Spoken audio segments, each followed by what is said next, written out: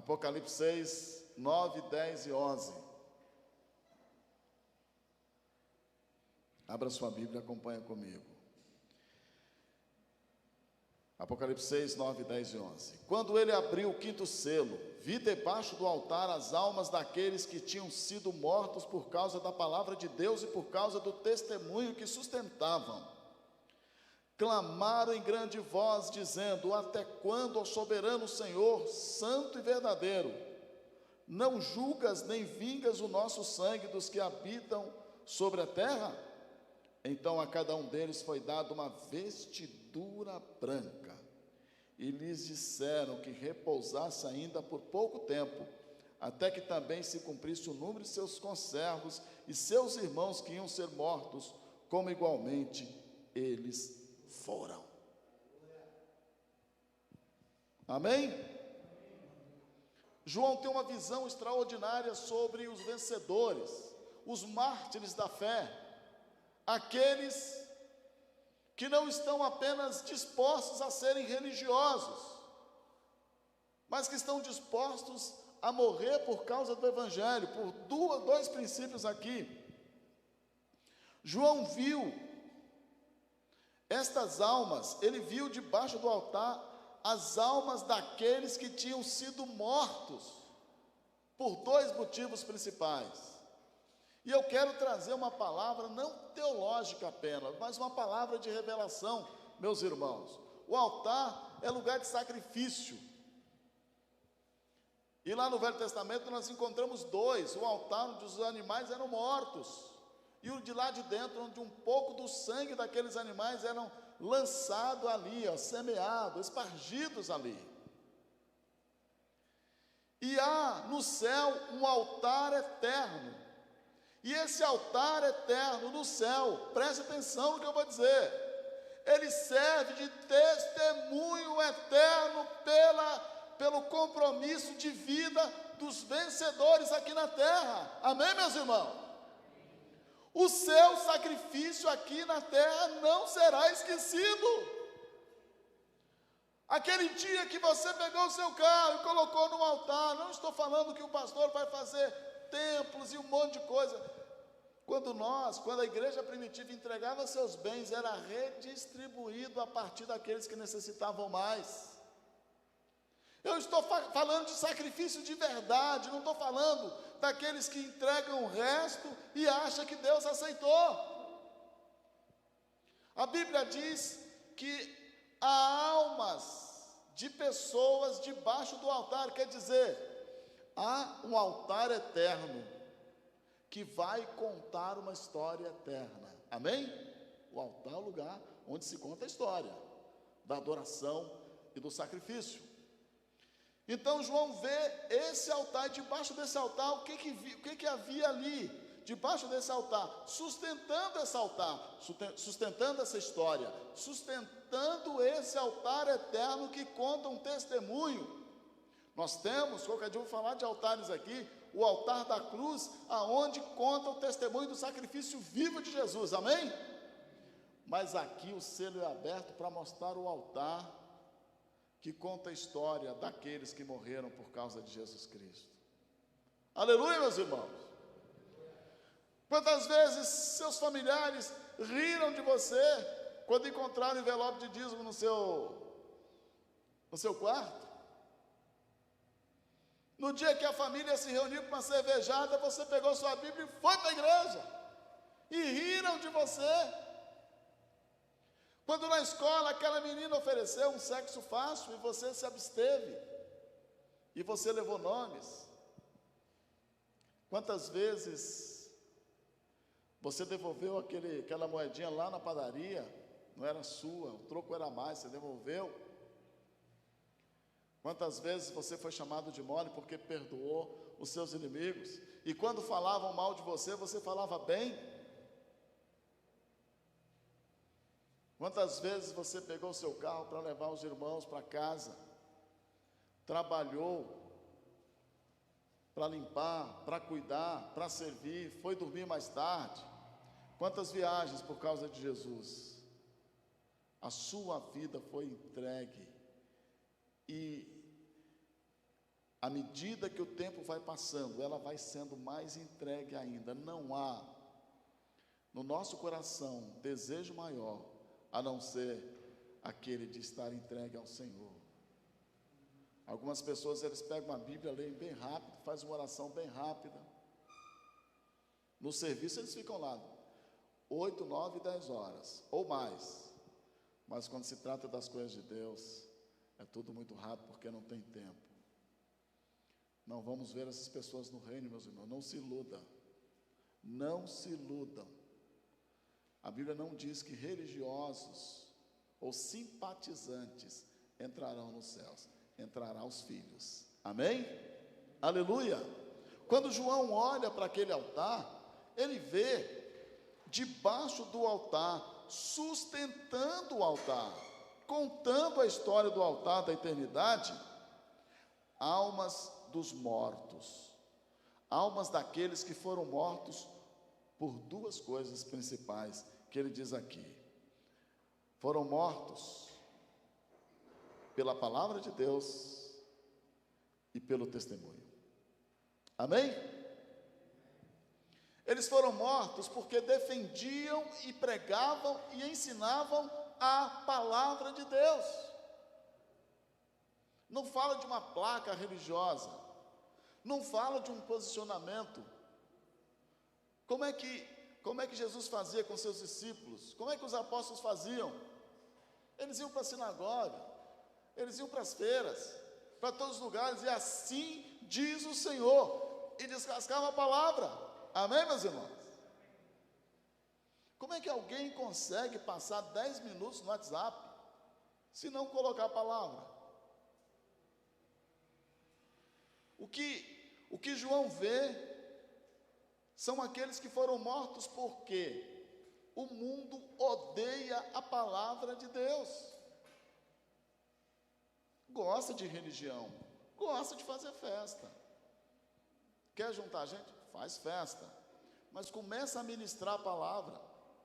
Já observaram o pastor André pregando a palavra aqui? Ou os outros? É Bíblia pura. E ela às vezes dói, porque a palavra, Hebreus 4:12, ela precisa ser lançada como uma espada para corrigir, para consertar, para restaurar, formar caráter. Amém? E o mundo não quer se consertar, mas imagine você dizendo para sua família: olha, quem não aceitar Jesus como Senhor e Salvador, vai para o inferno. E eu hoje gostaria de saber quem é daqui da minha casa que está disposto. E de repente você começa a dizer: olha, os filhos de Deus buscam o Senhor. Em vez de uma festa, que nós vamos fazer um culto, uma celebração. E de repente, sabe o que vai acontecer? Por causa da palavra, eles vão colocar você para fora. Estou falando sério, irmão. Quantos? E na sua escola, e no seu trabalho, quando vê você orando, quando você vê você entrando com... em um lugar que eu trabalhei, não vou dizer aonde, o senhor está proibido de trazer essa Bíblia para cá. E de repente, meus irmãos, eu não estou falando daqueles crentes acomodados, que passam o dia olhando para os seus umbigos.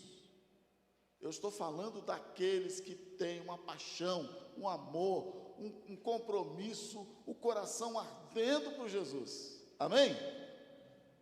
Daqueles que a Bíblia é a palavra, não é uma palavra, uma opção, é a palavra.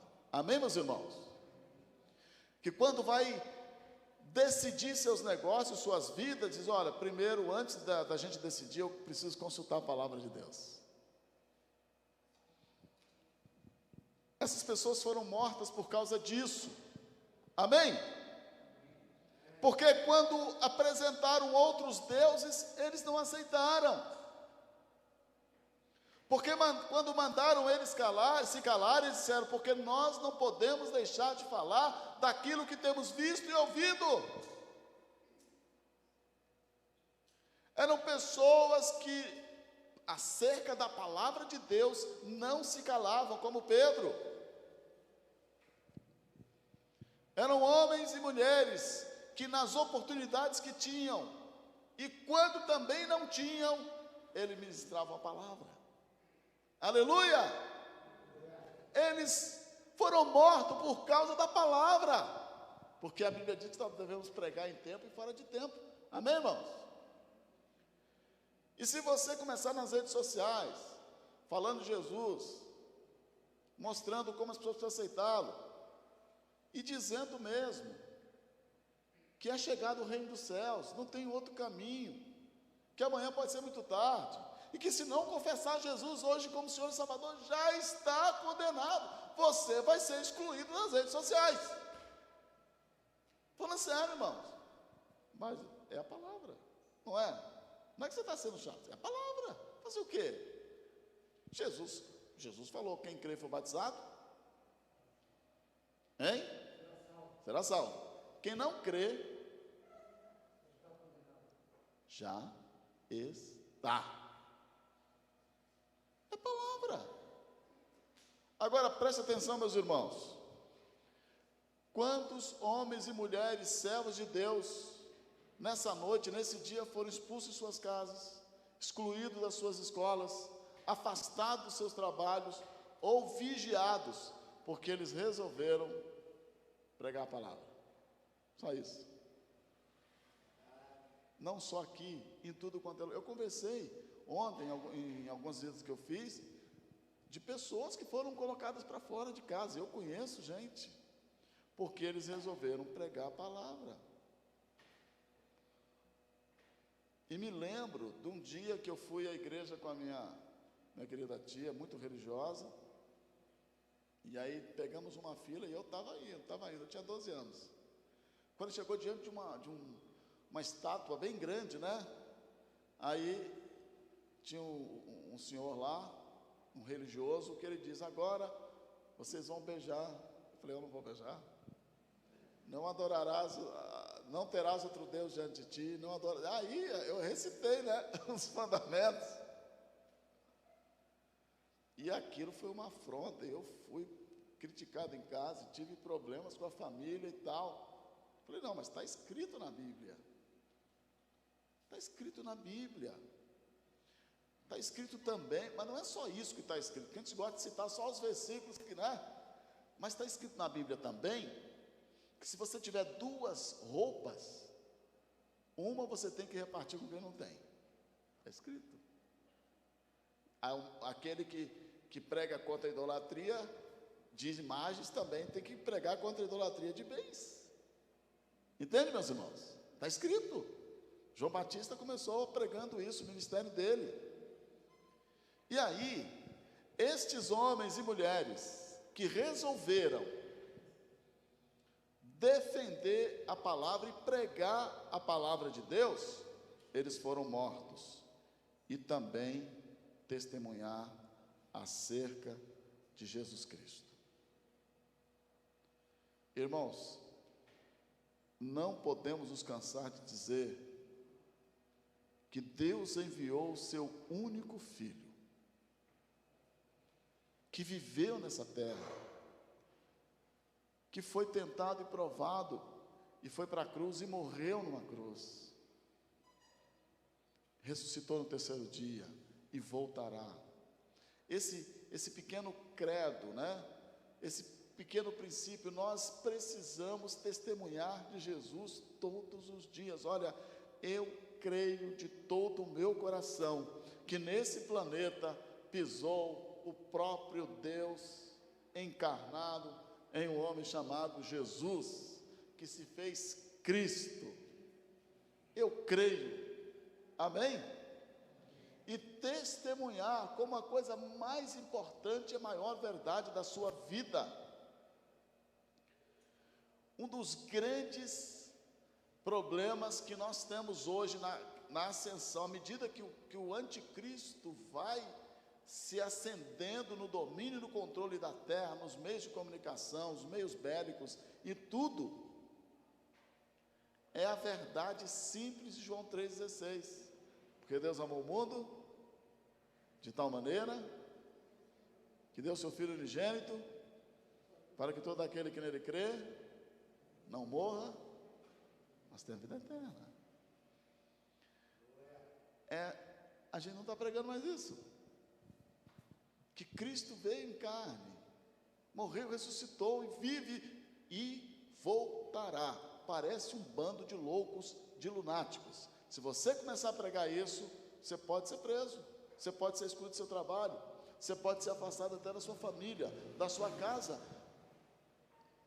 Mas para onde é que vai a sua alma? Para o altar dos mártires?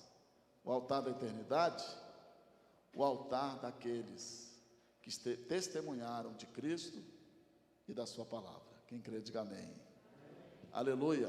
Que deram suas vidas por essas verdades, que viveram essas verdades acima de qualquer coisa. Se existe algum lugar que essas verdades não cabem, também não me cabe. Amém? Se na minha família essas verdades não couberem, também não me cabe. Se no meu trabalho essas verdades não couberem, também não me cabe. Eu preciso entender que eu sou estas verdades. Eu estou pronto a morrer, a gastar minhas vidas, gastar meus dias. Não é só tomar um tiro. Mas quem se lembra da vida de Policarpo, de vez em quando eu conto aqui, tantos outros homens de Deus que se deram para que a Bíblia chegasse aqui, para que nós pudéssemos ouvir a história de Jesus. Aleluia! Mas quando Policarpo estava morrendo, jogando enxofre sobre ele, e aí alguém perguntou: nega Jesus e a gente para com isso, você vai para casa com sua família, porque a mulher estava assistindo lá no canto da sala, e o enxofre vai corroendo até sair do outro lado, e a mulher gritou de lá: não negue o Senhor Jesus, eu prefiro encontrar com você no céu, do que viver aqui na terra com o marido covarde, que negou o Senhor. Há pessoas que trocam essas verdades por um namoro promíscuo, por uma graninha a mais. Há pessoas que estão vendendo, negociando as suas vestiduras brancas, que lhe foram dadas por causa do sangue de Jesus. Diga misericórdia. Diga misericórdia. Então, aquelas almas estavam debaixo, sustentando o altar da eternidade, o altar do testemunho daqueles que morreram por Jesus, que chegaram lá na glória e disseram: Senhor, eu vivi para ti e morri por ti. Amém? Foi a minha visão, o meu desejo, a minha entrega. E no verso 10 diz: clamavam em grande voz: até quando não julgas nem vingas nosso sangue? O que estas almas dos mártires, dos vencedores, debaixo, sustentando o altar, eles estão aqui fazendo um pedido, eles estão reivindicando o direito de justiça. Amém? Amém, meus irmãos? É um direito que nos é dado, mas preste atenção, eles não estão dizendo para Deus que fizeram justiça, a justiça própria deles aqui na terra. Eles estão reivindicando a justiça de Deus. Amém, meus irmãos? Quem nos maltratou, quem nos perseguiu, quem nos caluniou, quem levantou falso testemunho, a pessoa dizendo por aí que eu estou construindo supermercado, não sei aonde. Verdade, irmão. Quem tem nos caluniado, meus irmãos, presta atenção, não é problema nosso. O Senhor prometeu fazer justiça por nós, e Ele fará. Aleluia! Por isso, aquelas almas debaixo do altar clamavam pela justiça prometida por Deus para nós. Aqueles que resolveram defender e viver a palavra e o testemunho. Perseguidos. Quantas famílias excluíram essas pessoas? Quantos pratos de comida foram negados a essas pessoas por causa do testemunho de Cristo? Quantas noites sem dormir? Quantas perseguições veladas e ocultas? Quantas difamações construídas? Quanto desprezo? Mas nós temos o direito de reivindicar a justiça de Deus. Levanta a sua mão, diga aleluia. Sabe o que significa o nome Daniel? Que tem na minha família, né? André Daniel, Felipe Daniel, os meus netos têm o nome Daniel. Sabe o que significa? Esse nome Daniel está em nós. A palavra Daniel significa o Senhor é meu juiz. Aleluia! Sabe, meus irmãos, talvez, o irmão Oliveira, meu grande amigo, está aqui. Quando você ofertou, Deus mandou você ofertar para a obra, quantas críticas você recebeu? Inúmeras. Verdade, mas não é fácil. Até hoje, né?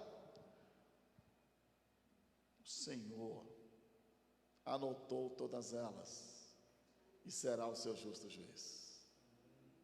Amém, irmãos? Eu me lembro que meu pai me chamou de vagabundo. O dia que eu resolvi abrir mão de tudo para fazer a obra, Deus sabe disso, tempo integral mesmo, correndo todos os dias, trabalhando. A gente não sabe quanto recebe no final do mês. Verdade, irmãos. Quanto é que temos, quanto é que não temos. Se a gente abre a conta e tem 200, 300, 400 reais, a gente manda para os missionários. Quem trabalha perto da gente sabe disso. Mas quantas pessoas se levantam através do espírito do acusador? Mas o que está aqui no verso 10 é que nós podemos reivindicar de Jesus, porque quando eles perguntam até quando, o juízo a nosso respeito pertence a Deus. Verso 11. O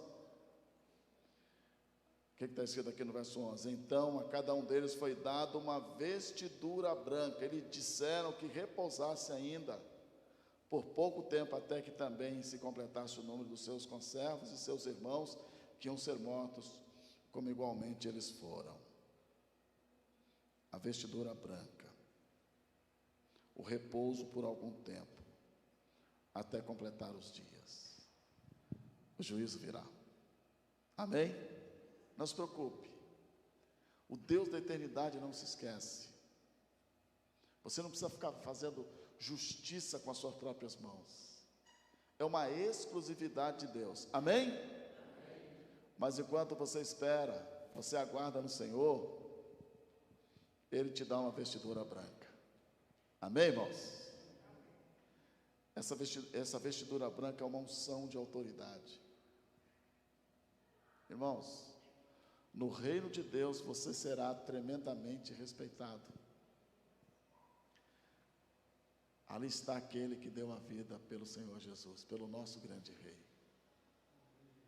Você será chamado pelos anjos de vencedor. Ali está aqueles que nos seus dias na terra gastaram suas vidas. Eu não estou sendo radical não, meus irmãos. Leia Atos. Aleluia. Eles não foram atrás de vida boa. Eu gosto da oração lá de Atos, quando eles dizem assim: Senhor, olha para as suas ameaças. Eles não pediram para Deus livrá-los dos soldados romanos, da perseguição. Eles pediram força e coragem para enfrentar e vencer. É diferente. Amém? Nós não estamos orando para Deus nos dar vida boa, mas vida de poder. Aleluia!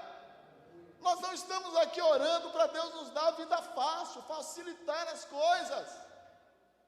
Oramos para que Deus nos dê graça e sabedoria para defender em nosso testemunho glorioso o nome dEle e defender a sua palavra. Aleluia! Então o Senhor nos dá uma vestidura de autoridade, meus irmãos. A vestidura branca, a unção de autoridade, nesse sentido aqui. e nos dá um descanso até completar o plano dele sobre a terra. Quem crê, diga amém. Até completar o seu propósito. Esse é o quinto selo. O selo do altar eterno, que é sustentado pelas almas daqueles que deram suas vidas pelo Senhor. Aleluia. São poucos. A porta é estreita. São poucos. Muitos, como Demas, Lino e outros, Hermógenes, né? Eles vão pular fora do barco. Ficarão escondidos em suas casas, ou nas cavernas, como a Bíblia fala, né? Ficarão em cavernas escondidos. E haverá até alguns que receberam por misericórdia e graça a vestidura branca, a unção de autoridade e a unção de santidade, e usa essa vestidura para ganhar dinheiro, para desonrar o nome do nosso glorioso Senhor. A sua alma pode estar lá, entre as almas honradas, dignas de pertencer ao altar da eternidade. Amém? Aonde o céu fará silêncio por causa dessas almas. O quinto selo é para mostrar que não teremos vida fácil, mas será glorioso estarmos lá. Amém? Você estará lá?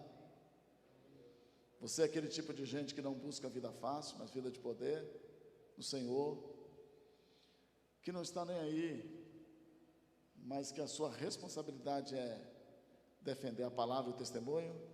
Amém? Aleluia! E que de tão cheio de Jesus, que alguém ao olhar para você vai ver o Senhor. Amém? Vai conhecer o Senhor. E que o problema não é se você vai ser perseguido ou não, é se a palavra será pregada ou não. Amém? O problema não é se você estará amanhã vivo ou morto nessa terra, mas que a palavra precisa correr veloz, como Abacuque 2,14, como as águas cobrem o mar. Que nós não estamos preocupados com a nossa reputação humana, mas com a reputação de Deus. Aleluia, meus irmãos. Que nós não estamos preocupados a sermos famosos. Oh, que pregador famoso, nós estamos preocupados com a manifestação da glória de Deus sobre essa terra. Aleluia! Que o Espírito Santo colocou dentro de nós as motivações celestiais, a tal ponto de nós chegarmos a falar como Paulo: não vivo eu, mas Cristo vive em mim. Amém? E que a nossa alma não ficará em paz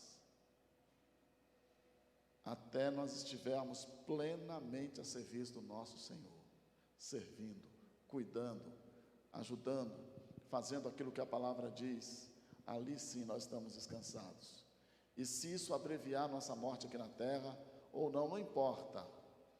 Nós queremos entrar nos portais celestiais, fazer parte do quinto selo, ficar ali no altar da eternidade e ser reconhecido como aqueles que deram suas vidas pelo Senhor. Como foi que você utilizou a tua vida na terra? Eu utilizei toda ela à disposição do meu Senhor, todos os dias, todas as noites. Fique de pé onde você está. Fique de pé onde você está. Levanta suas mãos para os céus. Fecha os teus olhos. Esse é o momento entre você e Deus. Essa é a hora entre você e Deus. Levanta os teus olhos para os céus e olha para o altar da eternidade, que já está montado, firmado. E diga a Deus: eu quero ter a minha alma aí embaixo desse altar.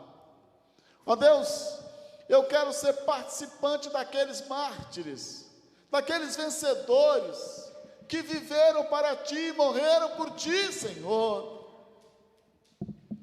Ó Deus, eu quero escrever a minha história dessa forma. Eu quero fazer parte daqueles que aqui na terra defenderam a tua poderosa e gloriosa palavra, mas também defenderam o testemunho do Senhor Jesus, a testemunha fiel. Eu quero fazer parte daqueles que cansaram suas pernas e seus braços, que ficaram loucos de tanto falar de Ti, que muitas vezes passou necessidades por causa do Teu nome, que abriu mão de coisas importantes aqui na terra, para viver coisas excelentes contigo e eternas, chamado por loucos desse mundo, mas sábios do céu. Eu quero fazer parte, Senhor, dessa geração que o mundo não entende, que o mundo não aceita, mas que estão dispostos a dar a própria vida pelo Senhor. Levanta suas mãos, se entregue. O quinto selo é o selo daqueles que se entregaram no altar do sacrifício para o Senhor, que não tiveram medo de se gastar e se dar. Esse é você. Esse selo é para você, para mim, para nós. Aonde você está, é você e Deus. Ele está ouvindo o teu coração, a tua voz, súplice. E você vai dizer: Pai, eu quero ser um dos tais, eu quero ser um deles. Eu não quero viver vida fácil, acomodado. Eu quero viver uma vida de poder, de entrega, de sacrifício de amor, para descansar no altar da eternidade, e de lá ver o Senhor fazendo juízo, justiça. Eu quero vestir as vestiduras brancas e ter a consciência de ver a tua glória governando o universo. Aleluia. Pai, os teus filhos estão aqui comigo. Nós sabemos que são princípios de dores, e olhamos para o quinto selo e queremos fazer parte dessa geração que são perseguidos e mortos por causa da tua palavra e do teu testemunho, em nome de Jesus. Quem crê, diga amém.